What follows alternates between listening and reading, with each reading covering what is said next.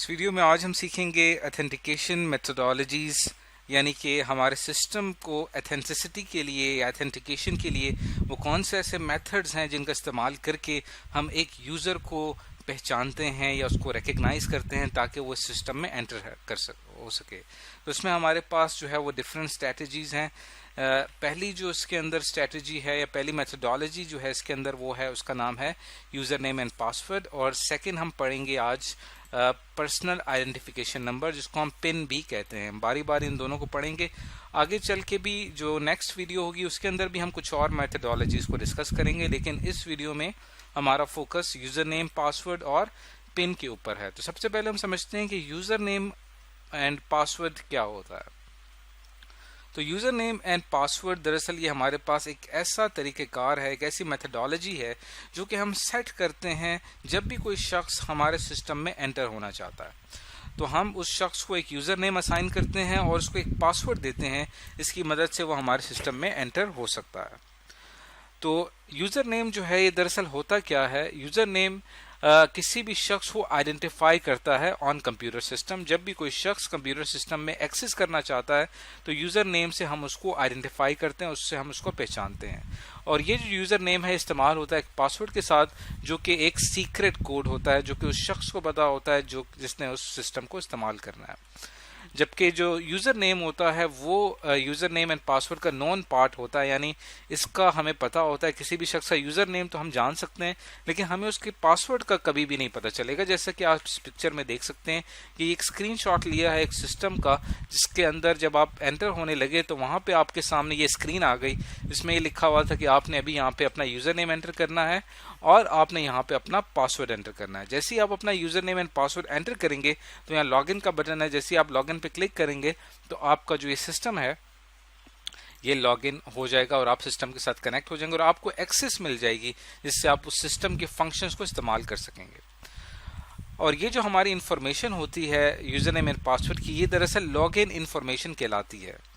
अब जैसा कि यहाँ पे एक एग्जांपल के तौर पे समझाया गया है कि आपने कंप्यूटर ऑन किया, कंप्यूटर में आपने ब्राउज़र ऑन किया, ब्राउज़र में आपने कोई वेबसाइट विजिट करनी है।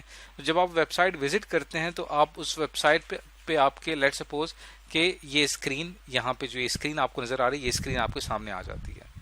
अब आप जैसे ही वहाँ पे कोई user name and password enter करते हैं तो वो इंटरनेट के थ्रू ये पैगाम उस वेबसाइट के वेब सर्वर तक पहुँचा देता है।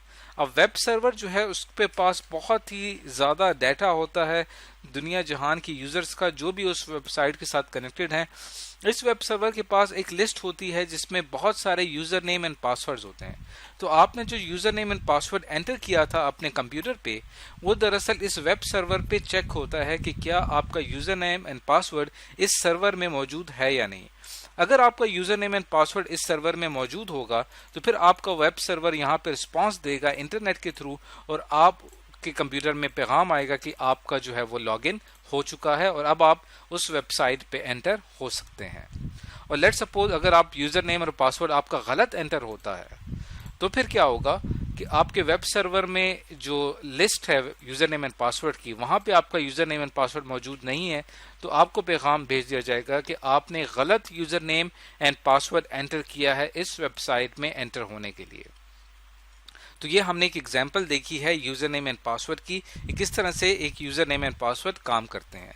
ये एग्जांपल हमने वेब सर्वर के लिए, इसके अलावा लोकल सर्वर के ऊपर जो कि आप घरों में यूज़ कर रहे हैं, या अगर आपने कोई एक सर्वर घर में रखा हुआ है और उससे आपके घर के तमाम कंप्यूटर्स कनेक्टेड हैं, तो वो तमाम भी जो है वो इसी तरीके से काम करेंगे कि आप तमाम यूज़र्स को एक पासवर्ड या यूज़र नेम दे देंगे और तमाम की इन्फॉर्मेशन आपके लोकल सर्वर पे होगी और इसी तरह से ये तमाम वर्किंग होगी। तो हमारे लिए एक वेब सर्वर या कोई भी सर्वर इसके अंदर बहुत ही अहम रोल प्ले करता है।